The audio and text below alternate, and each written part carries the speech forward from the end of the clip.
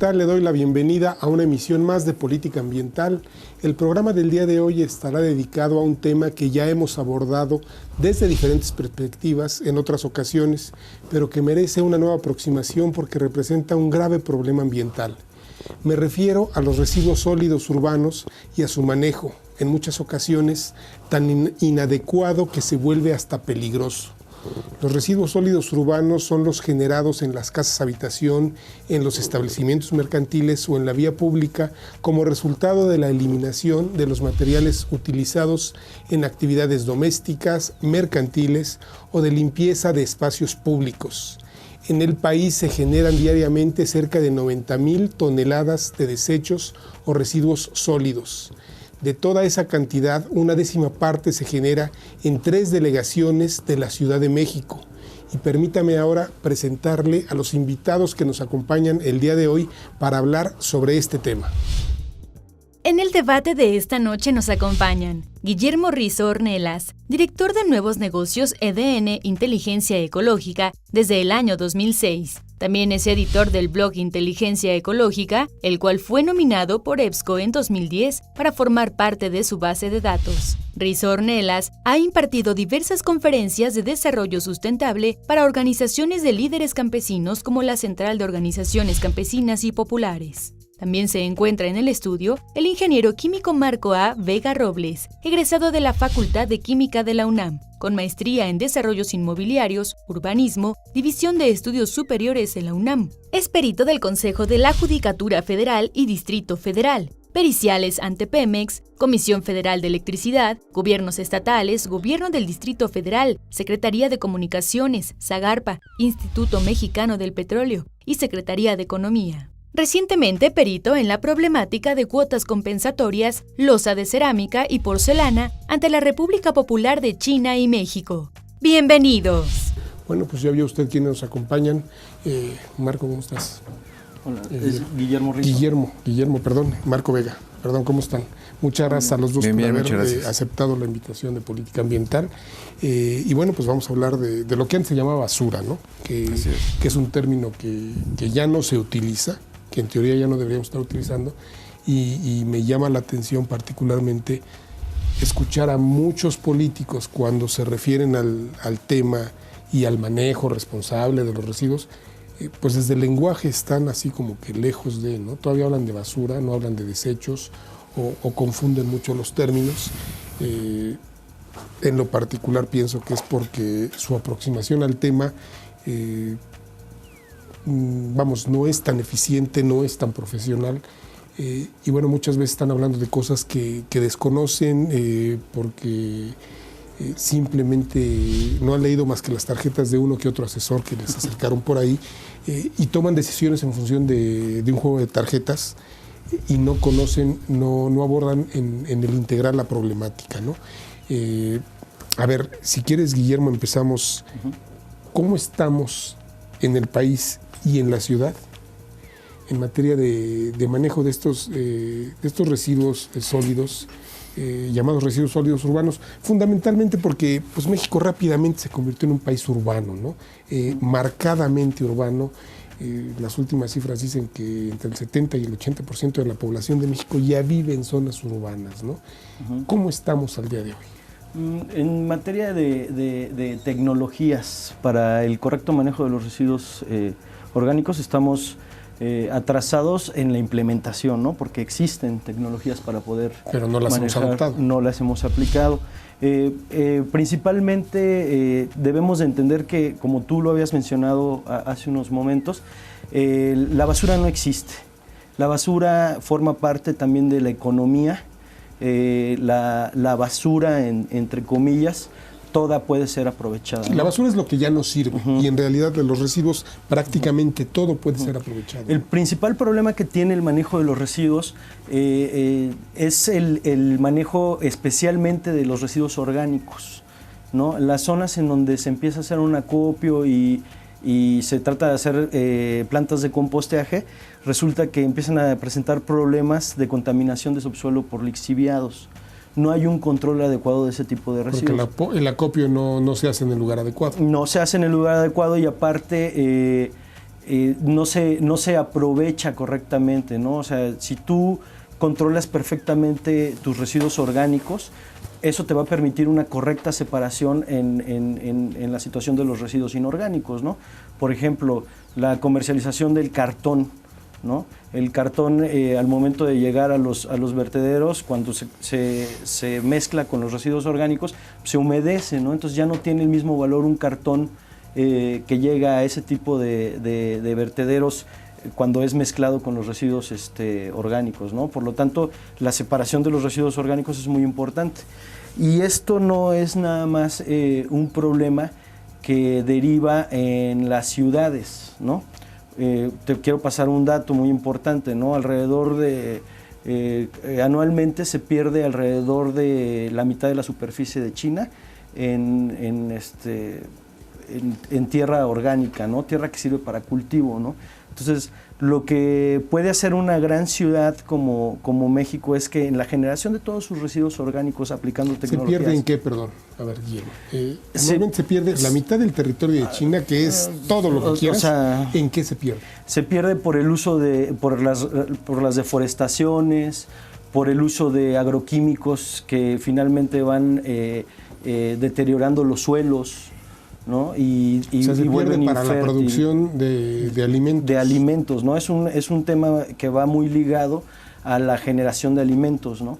Porque, bueno, pues te puedo decir que en la superficie de todos los cultivos que hay en el país, pues un 30%, 30 centímetros de capa son capa de tierra orgánica que sirve para la generación de ese tipo de residuos. Entonces, si tú esos residuos los tomas de ciudades tan grandes como México, los transformas en un fertilizante adecuado o en una tierra de composta adecuada, pues podría sanar grandes extensiones de tierra de cultivo, ¿no? Entonces hay que ver esa parte en donde tú ves la sustentabilidad como el tomar un insumo de donde no lo había para beneficiar otro tipo de problemática que hay, ¿no? Para resolver un problema, para beneficiar una actividad específica. Es decir, tú saneas correctamente los residuos orgánicos del Distrito Federal y con eso podrías generar tierra o biofertilizante suficiente para sanear las áreas de cultivo que hay en los alrededores y en los espacios públicos de la ciudad, ¿no? De la ciudad y mucho más allá, ¿no? Ahorita regresamos a hablar de la composta que se genera en el Distrito Federal, claro, ¿no? Claro. Que es todo un tema. Ingeniero Barco Vega, a ver, ¿cuál es la correcta y adecuada separación de los residuos? Porque, bueno, llevamos algunos años en la Ciudad de México en particular separando en orgánico e inorgánico. Hay quien nos dice... eso no es suficiente, esa es una primera fase y ya tendríamos que haber llegado a una segunda fase. ¿Cuál es la correcta separación de los residuos para su correcto aprovechamiento? Mira, ante todo, muchas gracias por la invitación. Deja comentarte que ya existen tecnologías en México que, como bien decía Guillermo, se pueden implementar. Ciertamente, el 52% que se genera de basura dentro del Distrito Federal viene del área colindante con el Distrito Federal, el área metropolitana. Exactamente, son 1.500 kilómetros cuadrados del Distrito Federal y 1.700 del Estado de México. Hablando en términos de los 25.000 toneladas que se generan al día en el Distrito Federal. Obviamente ahí va el 52% tranquilamente o más de generación de residuos sólidos orgánicos. Los residuos sólidos orgánicos, que bien todo el mundo conocemos como basura, obviamente con un buen tratamiento, ya sea en sitio o muchísimo menos que llegaran a plantas de transferencia, es manejarlos en el sitio. Separar la basura con los compuestos inorgánicos o compuestos que se pueden reutilizar, como bien decía también Guillermo, se pueden hacer a través de un procedimiento que viene ya, no sé, del 2010, que se hizo la ley de residuos sólidos orgánicos, pero que no se ha implementado. No basta con decretar para que se acabe el problema. Hay que concientizar. La gente fue tremendamente inmediata la respuesta que tuvo, pero el gobierno no estaba preparado. empezaron a hacer camiones o pedir presupuesto para camiones que tuvieran 2 compartimentos. Después se organizaron al misma principio gente. La gente entregaba separado. Exacto, y luego adentro la abría. Revolvía, ¿no? Entonces, una cosa importante es que la basura no es negocio, ni es fuente de energía, como lo dijo el gobierno del Distrito Federal, que no sé, como bien dices, de las tarjetas, quién le pasó, pero yo no vi, al menos en lo que se dijo de las noticias hace 2 días, que se haya consultado a las universidades o a los institutos especializados, llámese el Instituto Politécnico Nacional, la UNAM, la UAM, en donde tienen experiencias comprobadas, inclusive en el extranjero, que se han implementado aquí en México. Hay composteros que tienen 20, 30 años en unidades habitacionales y están estables y están generando tierra. El problema aquí es en exactitud que no se procese la basura en otro lado, porque se generan gases contaminantes. La idea y el correcto, que es tu pregunta original, cómo se debe de manejar, es así como se está generando la basura fresca, inmediatamente al compostero. En su sitio. Así es. Hablamos del residuo orgánico. Del residuo orgánico. Eso in situ, eso implicaría que cada domicilio tuviera un compostero. Fíjate, puede ser composteros domésticos o cada cuadro de digamos, perimetral de 4 o 5, dependiendo de las tasas que se generen de basura, que haya un contenedor, un compostero, un biodigestor. Que obviamente es una nueva cultura ecológica consciente. Porque aparte de todo, yo he tenido la oportunidad de dar curso a los jóvenes ya ni tan jóvenes, del Departamento de Limpia, y no sabes la sensibilidad que ellos tienen. Y sobre todo la experiencia, hablando desde Santa Fe a la fecha. O sea, eliminamos eso de tasa cero si es posible, pero no con los japoneses que tienen el problema de Fukushima, o los alemanes que vi también ahí, que los problemas es otra cultura, es otra basura. Ahí no comen tacos en la calle, ni hay tiendas en la calle. Sí, tecnologías japonesas. Bueno, de entrada, porque fue parte del anuncio de y aparte los millones de dólares que le van a invertir. ¿Cuánto va a costar ahí? eso? ¿No? Digo, a nosotros no creo que los japoneses vayan a hacernos una transferencia de su tecnología, o los alemanes, a costo cero. No la necesitamos. Además, ese es el otro tema, no la necesitamos. Va a ser dinero tirado literalmente a la basura. Que ese sí se va a ir a la basura. Déjenme ir a una primera pausa, claro. Y enseguida regresamos. Esto es Política Ambiental, estamos hablando acerca del manejo de los residuos sólidos. Enseguida estamos de regreso.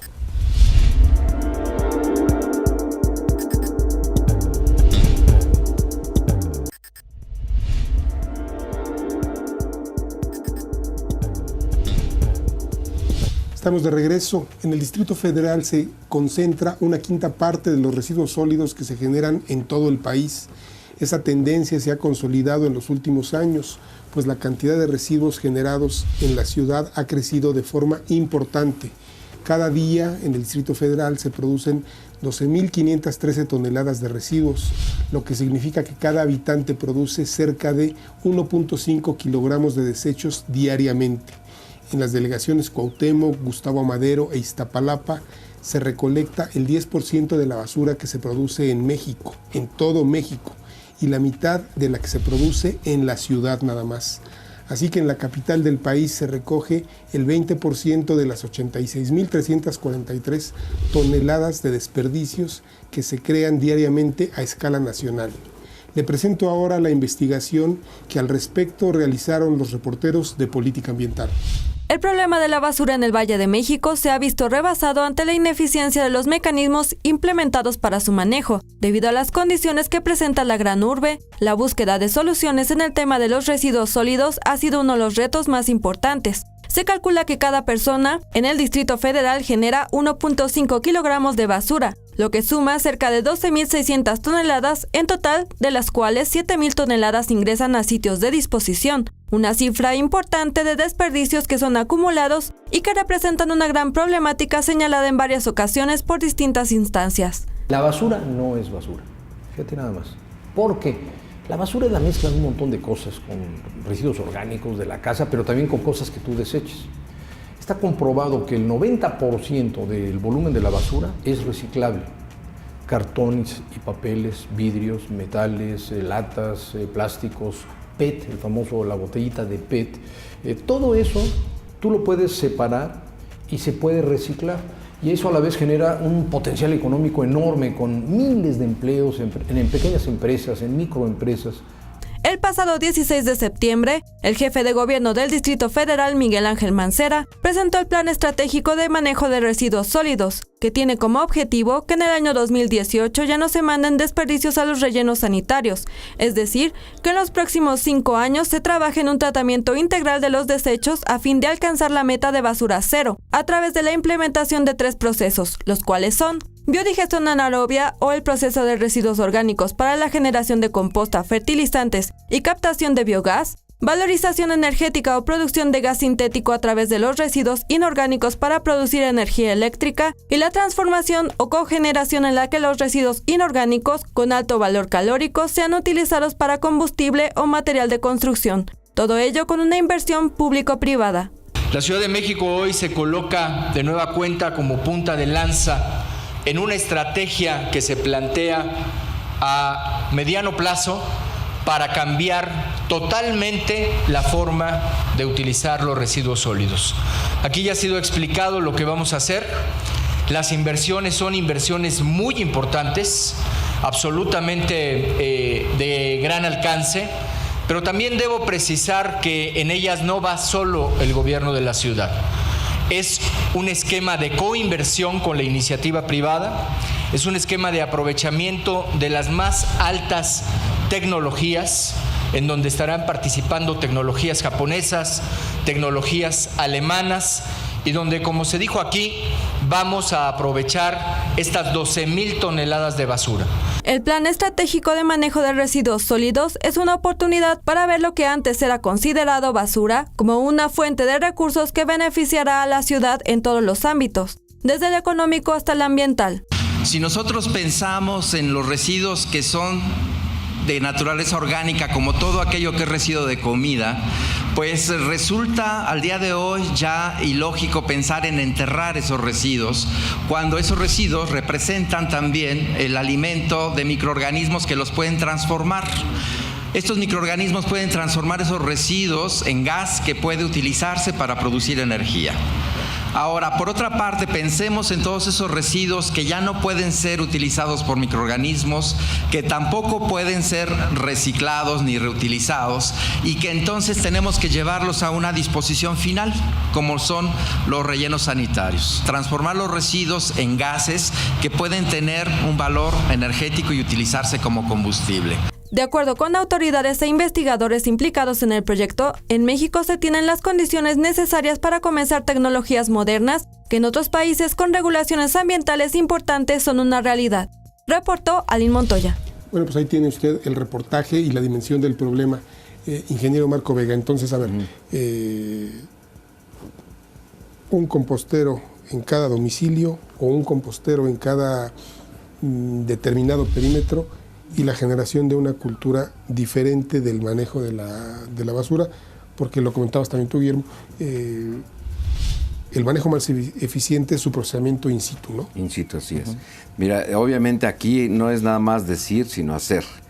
Yo y le voy a preguntar, perdón la interrupción, sí. Bueno, ¿y eso cuánto le cuesta a la gente? A eso. ¿O cuánto le costaría al gobierno? ¿Cuánto nos costaría llevar a cabo algo que, bueno, en muchas escuelas ya hay un compostero, en muchas escuelas de la ciudad, ¿no? Definitivamente.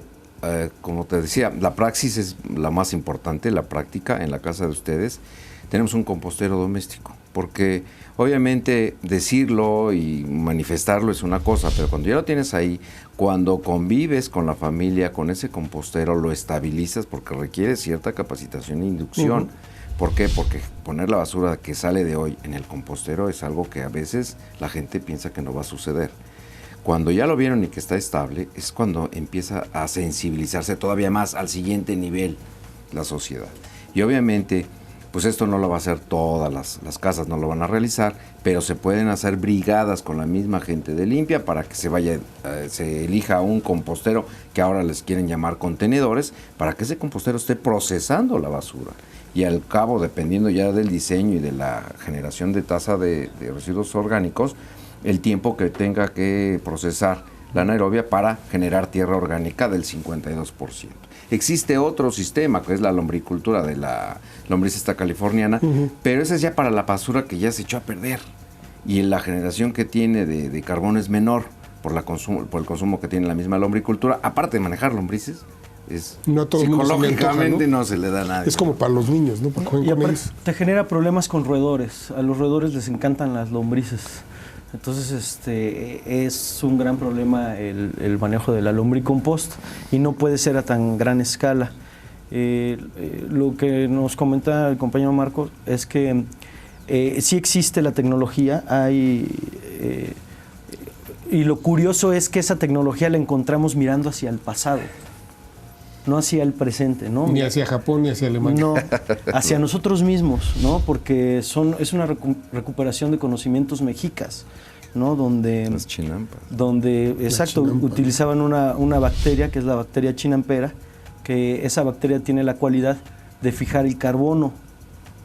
¿Qué quiere decir? Lo que hace rica una tierra es la cantidad de carbono que logra. Ajá. Y genera un biofertilizante que está certificado incluso por la Zagarpa como un biofertilizante sin químicos, ¿no? Entonces, por eso yo lo conectaba mucho a la situación de la generación de alimento. En la chinampa, este biofertilizante lleva incluso, puede llegar incluso al procesamiento hasta de materia fecal. Sí, ¿no?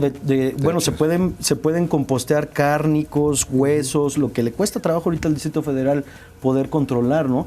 Se puede compostear todo tipo de residuo orgánico que sea ya destinado a la alimentación o sea susceptible de ser composteado, puede ser asimilado completamente por esa bacteria. Y déjame decirte algo, a esa bacteria lo que mejor procesa son los desechos humanos, ¿no? Los desechos humanos son lo que mejor logra transformar, ¿no? Porque aquí es un problema también de conciencia que va más allá nada más de llegar a controlar los residuos, ¿no? Somos el único animal en el planeta que defeca en 10 litros de agua, ¿no? Diarios. También, ¿no? Que es y limpia, problema. ¿no? Yo no he visto ningún animal que haga eso, ¿no? Entonces, el hecho de poder tener tecnología que incluso hasta eso lo pueda procesar, pues bueno, ya habla de un avance, ¿no? Mientras los alemanes en los 60 estaban emocionados por conocer la hidroponía, nosotros ya teníamos las chinampas desde mucho antes, ¿no? Y lo mismo pasa con esta bacteria. Esta bacteria la utilizaban en Xochimilco desde hace muchísimo, incluso para el manejo de los mismos residuos, ¿no? Entonces, muchas veces hay que voltear hacia atrás, ¿no? Es un tema que se está dando mucho en la actualidad con respecto al medio ambiente, ¿no? Que es precisamente el buen vivir, es retomar los conocimientos, ¿no? Que teníamos. O sea, no es un tema que tengamos que abordar, sí es un tema de tecnología, pero no desde la perspectiva que estamos acostumbrados a darle a la palabra tecnología, ¿no? Así es. Tecnociencias, ahorita es otra cosa, porque sí es tecnología, pero no necesitamos importarla de ningún lugar. No, está aquí y bueno, pues... y tecnología que no tiene fines utilitaristas, ¿no? Eso es muy importante, ¿no? Tecnología, o sea... yo te puedo decir que hablando de este tema es muy importante para poder entender todo esto del manejo de los residuos. Yo te puedo decir que ahora, estando conviviendo con gente del campo, me doy cuenta de que ellos manejaban una tecnología muy simple sin necesidad de tantas complicaciones, ¿no? Por ejemplo, el manejo de la milpa. En la milpa hay 5 plantas ejes, que es el maíz, el frijol, el chile, la calabaza y el tomate. Generan una simbiosis que se autoprotegen entre ellas mismas, ¿no? De tal forma que una es el depredador natural de la plaga de la otra, ¿no? Entonces, y aparte, mientras el frijol le otorga nitrógeno al suelo, el maíz se lo quita. Entonces, nivelan los nutrientes del suelo. Niveles de nitrógeno del propio suelo. Con eso ya no necesitaríamos ni transgénicos, ni necesidad de comprar ningún tipo de agroquímico, ¿no? Simplemente regresando al conocimiento que ya se tenía, aplicando, como en este caso los composteros, es el conocimiento anterior con algo de tecnología de la actualidad, y con eso podemos resolver el tema sin estar buscando ver qué país está manejando mejor sus residuos. Todos tienen las mismas complicaciones, ¿eh?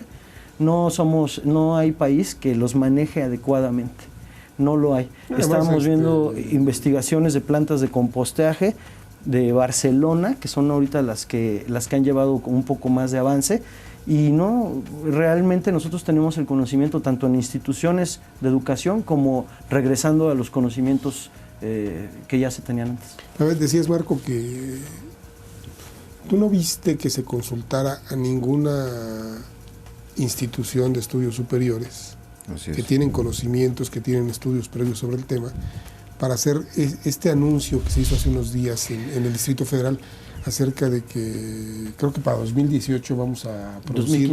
2015. Vamos a producir 0 residuos, ¿no? 0 basura. De hecho, no sé, yo la verdad tengo una tesis que va en ese sentido, de tasa 0. Pero sí, obviamente haciendo varios...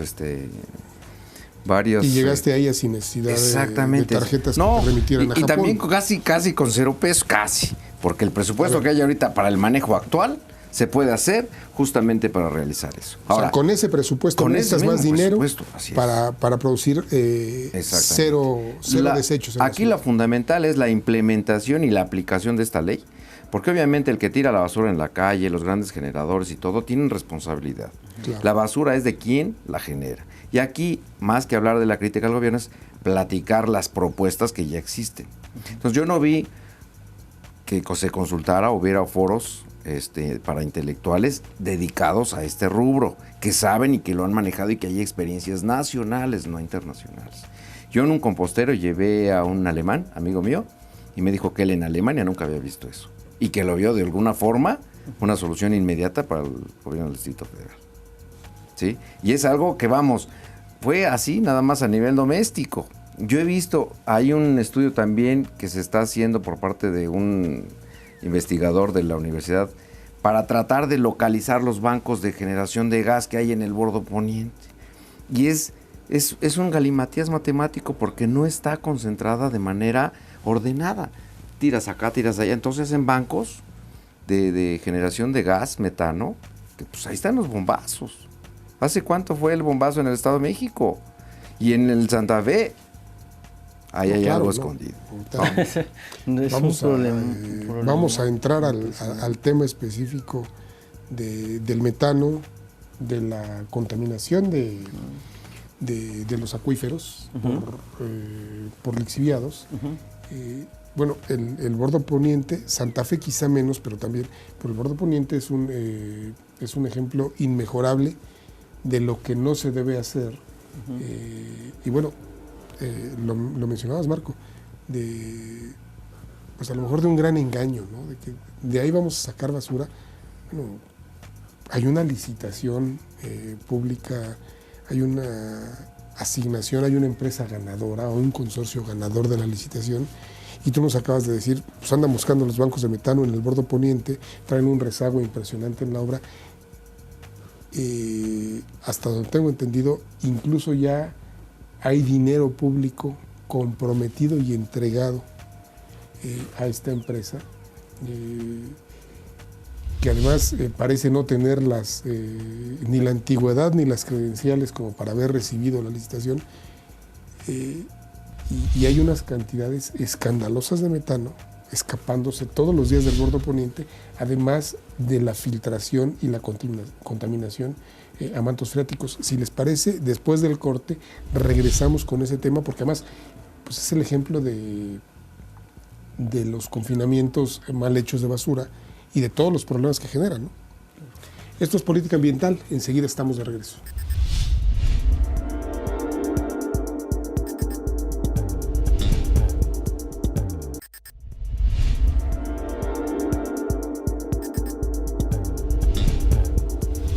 De regreso en Política Ambiental, y bueno, a ver, les propongo bordo poniente, quizá el monumento, díganme si exagero o me equivoco, a la ineficiencia en el manejo de los residuos, el monumento a lo que no se debe hacer en el mundo, y luego el monumento a lo que no se debe hacer cuando ya tienes el problema ahí.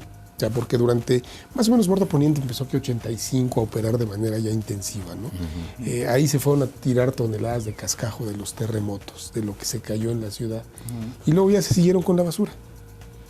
Ahí sí basura, combinación de orgánica con inorgánica, no había separación durante muchísimos años. y ahí están confinadas quién sabe cuántos millones de toneladas de basura, ¿no? En una extensión territorial tremenda. Un pleito entre gobierno del Distrito Federal y gobierno federal, que el gobierno federal exigía el cierre del bordo porque se rebasó la capacidad, ya se alcanzó, ya no puede seguir ahí. Y el gobierno del Distrito Federal consiguió prórrogas de diferentes maneras, incluso llegó a los tribunales para obtener más prórrogas. Marcelo Ebrard, que además se vendía como el alcalde verde de la ciudad, seguía utilizándolo porque nunca encontró dónde colocar los desechos de la ciudad, ¿no?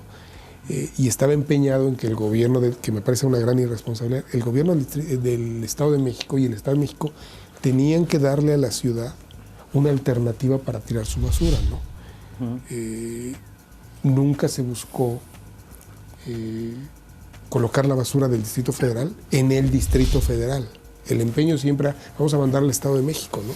Y luego se indignaban, ¿no? Y decían, no, pues es que el gobernador Peña Nieto no nos deja tirar la basura. Bueno, a ver, tú me dejarías tirar la basura en tu casa. ¿Tú me dejarías tirar mi basura en tu casa? Por supuesto, mira, me parece absurdo, ¿no? De los 20 millones que ocupamos toda el área metropolitana, 8 nada más viven en México y 12 millones trabajan en la Ciudad de México y ellos son los que generan basura. Es decir, toda la gente que viene a trabajar al Distrito Federal se genera. Y es la parte que de alguna manera el anterior jefe de gobierno, pues sí lo tenía, porque obviamente a mí me consta que se dieron estas tecnologías, se le presentaron, pero no es negocio. El principal problema en México es ¿y cuánto me va a quedar? La transparencia que tanto habla ahora la sociedad. Por eso es que las licitaciones son directas a los organismos académicos como la universidad y el poli. ¿Por qué? Porque obviamente ahí hay todo un consejo rector, con un consejo que va a sancionar las técnicas.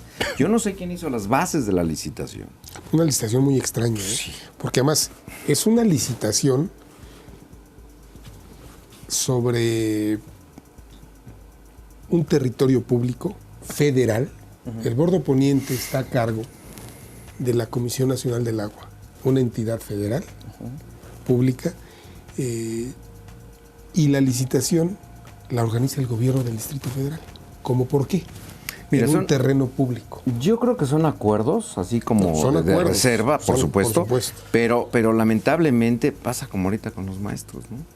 No pudo el gobierno del Distrito Federal, entonces ya manda al federal, ya el federal ya aplica el siguiente nivel y se desaloja. Ahorita ahí viene otra vez la amenaza. Entonces, aquí yo creo que confiárselo al gobierno del Distrito Federal es algo bien riesgoso, porque obviamente se tiene que ya se lo confiaron, ya está la licitación, ya está asignada, ¿no? Sí. Y el gobierno federal en su momento avaló que sobre algo que era su responsabilidad, licitara el gobierno del DF y eligiera las empresas. Y el acuerdo de la licitación es, ¿recubres el bordo? Yo no sé cómo esté la membrana, pero tú dices, ahí hay filtraciones, porque hay una han tirado de todo, ¿no? De todo. La membrana es lo que está abajo para que el lixiviado no vaya al subsuelo, ¿no? Recubres el bordo y utilizas el metano, es decir, recuperas el gas. El metano es el gas que se genera. El gas natural que exactamente, que además tiene efectos dañinos en la atmósfera, mucho más dañinos que el CO2. Es un gas efecto invernadero. Y yo, gobierno del Distrito Federal, me comprometo, genera electricidad con él, y yo me comprometo a comprártela toda para el alumbrado público de la ciudad. Bueno, Ebrard ya va a cumplir un año que se fue. El bordo no está recubierto. No hay generación de energía eléctrica a través del metano. El metano se está escapando todos los días. Hay estudios que señalan, y me imagino que ustedes los conocen, que la fuga de metano, por la cantidad de basura que hay ahí, o de desechos que hay ahí en descomposición, equivale más o menos a la contaminación que genera 1 millón de automóviles al día en la ciudad. Ese sí me parece un auténtico ecocidio, ¿no? La licitación está asignada y la empresa ganadora de la licitación iba a recibir algo así como, iba a invertir como 1.200 millones de pesos, que yo todavía no los veo, ¿no? Porque me decías tú, están estudiando dónde están las fuentes de metano ahí, bueno, pues no tienes que recubrirlo, o para qué lo están estudiando. iban a invertir 1.200 millones de pesos, pero además iban a recibir 300 millones de pesos a fondo perdido de dinero federal para financiar una parte del proyecto. Pero nada de esto ha ocurrido. No, y déjame decirte que, existen organismos internacionales a fondo perdido que, tratando de evitar precisamente los gases de efecto invernadero, pues te dan un bono para que las elimines, como fue con el caso de estos transporte público. Los bonos de carbono de los tiempos de López Obrador. Exactamente. El Metrobús. Mecanismos de desarrollo limpio. Sí, el claro. Metrobús de alguna manera se puede. Sí, con el Metrobús, el de Insurgentes, fue el que consiguió eso. Las otras líneas que hizo Marcelo no consiguieron ni un bono de carbono. El de Insurgentes, que fue el primero, porque quitaron los peceros. Los peceros, los microbuses de Insurgentes.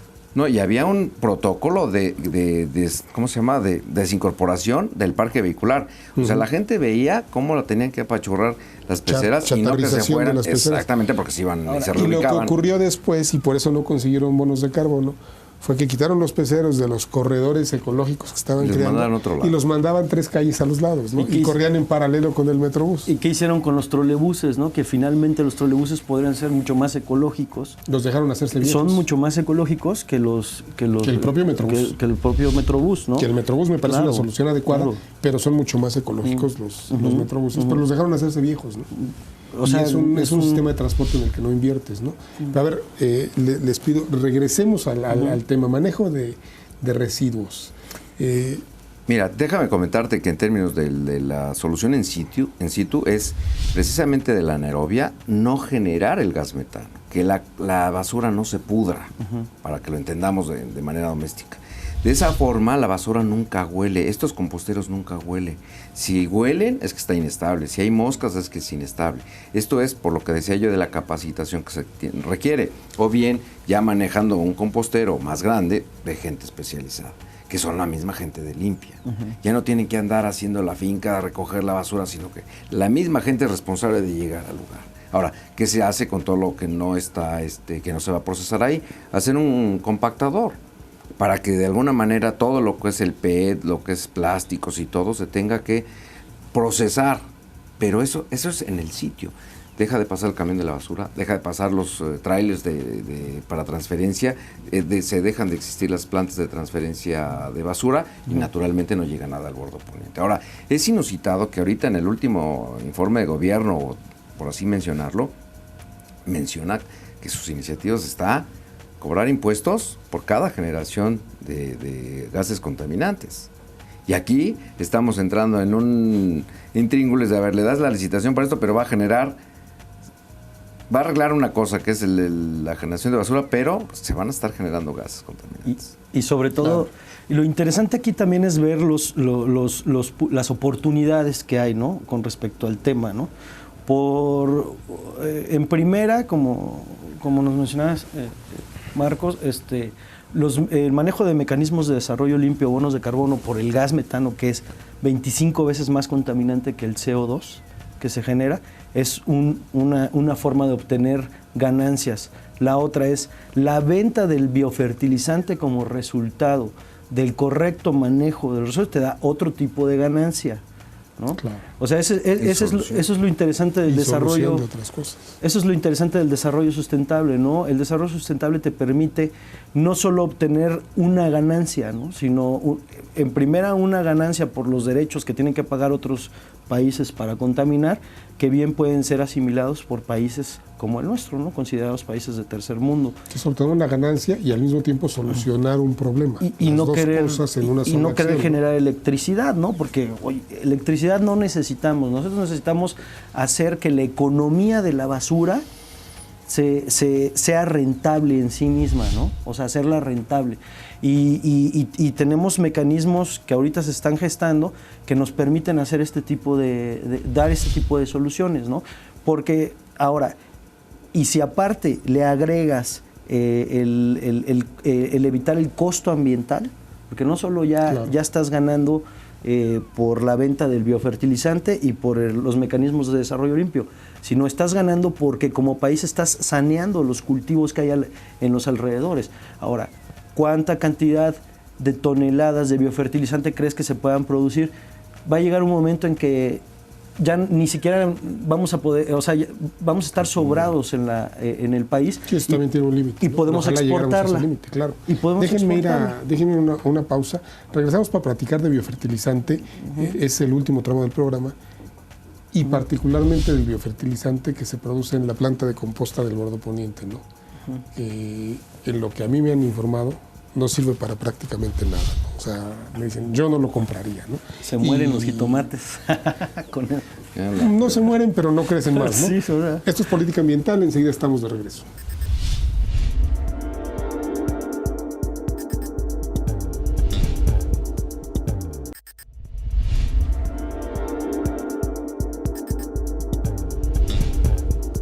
Regresamos a política ambiental, entramos a la parte final del programa. A ver, biofertilizante, lo que se produce, el Bordo Poniente tiene anexa ahí una planta de composta que nos vendieron como la quinta maravilla, ¿no? Resulta que hay información que dice la planta está saturada, recibe más materia orgánica de la que puede procesar más o menos 300 toneladas al día y recibe alrededor de 1.200 toneladas. Hay fotografías aéreas del Bordo Poniente al día de hoy y bueno, pues se ve que están apiladas los cerros de desecho orgánico que van a la planta de composta, que la planta de composta está junto al Bordo Poniente. De hecho, es parte del terreno del Bordo Poniente, ¿no? Eso nos hace pensar una primera cosa, bueno, el bordo no está cerrado, a lo mejor no está recibiendo como antes toda clase de desechos. Sigue recibiendo orgánicos por la planta de composta, pero recibe más de lo que se puede procesar. ¿Qué pasa, Marco, con, digamos, desecho orgánico que no mandas directamente a la composta? Obviamente sufre todas las desavenencias que esto le va llevando en el mismo relleno que le llaman, porque obviamente va generando lo que mencionábamos, la descomposición de la basura. El compostero, si bien no está funcionando, es porque obviamente la tecnología que están implementando ahí es muy rudimentaria. Están secando la basura, por así decirlo, y luego la están tratando de reinyectar, que es una basura seca puesta otra vez y vendida como composta. Esa basura ya perdió su carbono, o una buena parte de su carbono. Sí, de lo que estamos hablando aquí, de los composteros, requieren de temperatura y obviamente de una clasificación y una supervisión muy cerrada. ¿Para qué? Para no contaminarlo. Porque obviamente la bacteria es microscópica y obviamente requiere de cosas, procesarlas chicas, no grandes. Si yo meto una vaca muerta ahí, pues obviamente se va a llevar años en descomponerse. Pero si la hago en cachitos y la pongo ahí, obviamente la descomposición va a ser mucho mayor. Para darte una idea, estos composteros, cada porrón de 25 kilos, un campo de golf, aquí en México te da $5. ¿Por qué? Porque obviamente lo rico que tiene en biofertilizante... Por cada costal de 25 kilos de biofertilizante. Y para hablarte de algo, una tasa, un ejemplar es...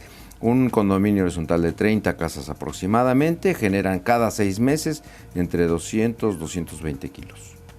Y en 6 meses... También me dijeron que la tonelada de lo que se produce en la planta de composta del Bordo Poniente, la tonelada, 1,000 kilos, no vale comercialmente arriba de 200 pesos.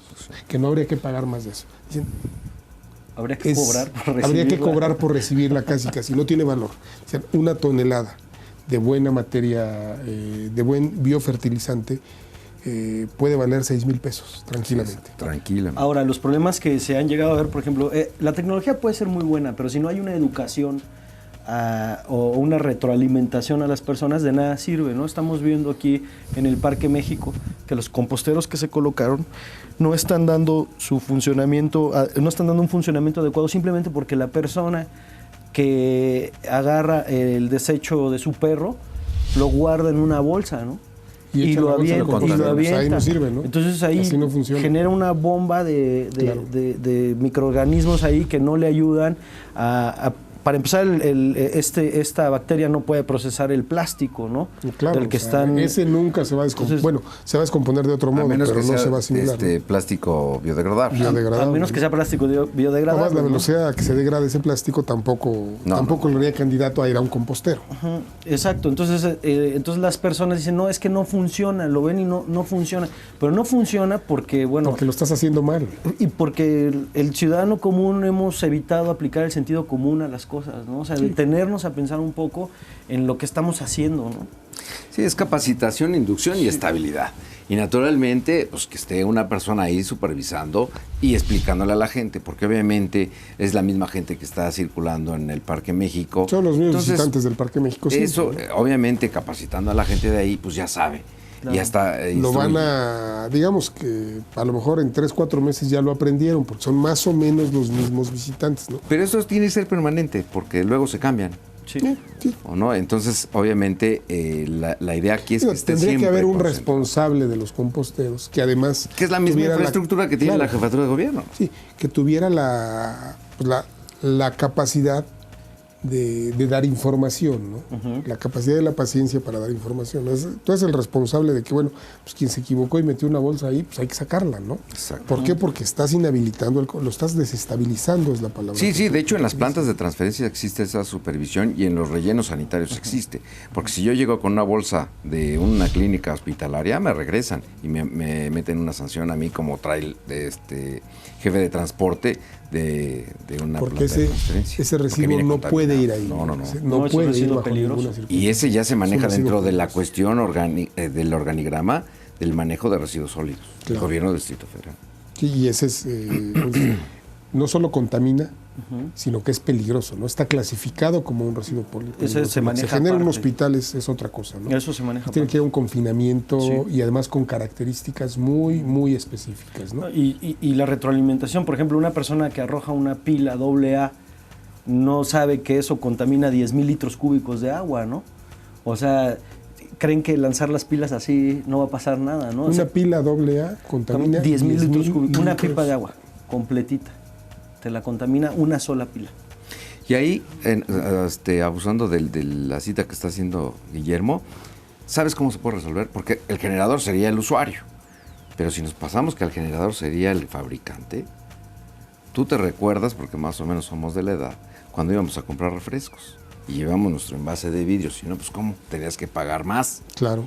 Pero si nosotros las pilas, las que vas a comprar AA, no te venden si no tienes otras, las que consumiste, obviamente la industria tendría el cargo de hacer una disposición final con eso. Y se concentraría esta circunstancia. Que se hicieran cargo de lo que contamina, ¿no? Es la responsabilidad social de la contaminación, ¿no? Del producto que están poniendo en el mercado. Y ahí lo resuelves. Contaminación potencial del producto que están poniendo en el mercado. Porque las amas de casa no van a separar por aquí el vidrio. O sea, no, papás, en el caso de las pilas te enfrentas a un problema muy de la vida diaria, ¿no?